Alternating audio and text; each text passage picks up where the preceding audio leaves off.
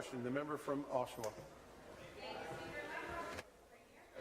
We just updated Ontario's employment standards, and then you and your government secretly threw in an exemption to limit the personal emergency leave and bereavement days of auto workers. You specifically set your sights on auto workers. This isn't right, and it isn't fair. The minister has said that this exemption will help to keep Ontario competitive in the global market. Speaker, Ontario should not be competing in a race to the bottom. We should be setting the standard when it comes to workers' rights.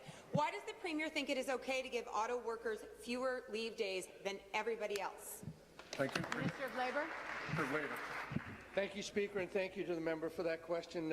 Speaker, on January the 1st of 2017, after we'd had a consultation with the industry, with stakeholders, and with others involved in the auto industry, Speaker, we put in place a personal emergency leave pilot project in the auto sector.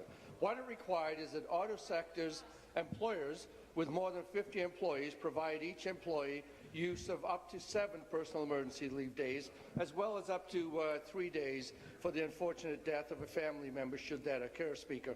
Speaker, it was a very specific recommendation of the Special Advisors of the Changing Workplaces Review.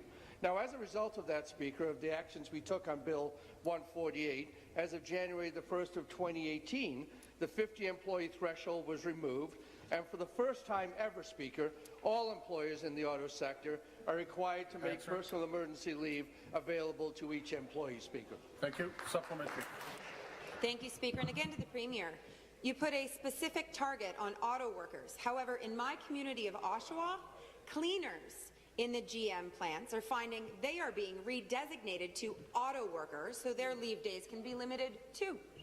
When this House was reviewing Ontario's employment standards, both the Liberals and the Conservatives voted against the NDP amendment that would have ensured that everybody had access to the same leave days guaranteed in the new Employment Standards Act.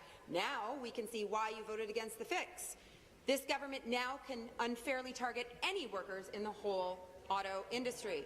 I know the minister has been meeting with Unifor on this issue, and I know auto workers in our communities want to know, will you commit today to amending the Employment Standards Act to ensure that all workers get the same access to leave days? Thank you. Minister. Be seated, please. Be seated, please.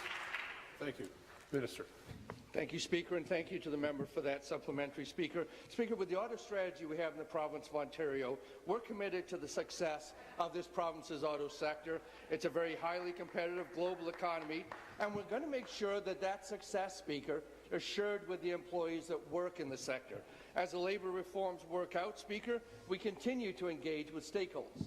This is a pilot project, Speaker, that was put in place. In some ways it improved, Speaker. In some ways it had a neutralizing effect on personal emergency leave. Last week, Speaker, I was able to sit down with Unifor, with a number of people that work in the domestic market, Speaker, with those that work at Toyota, at Honda, Speaker. Good. We're working towards a resolution of this issue, Speaker. We said we would do an evaluation of the pilot project. We're keeping our word. That's exactly what we're doing, Speaker.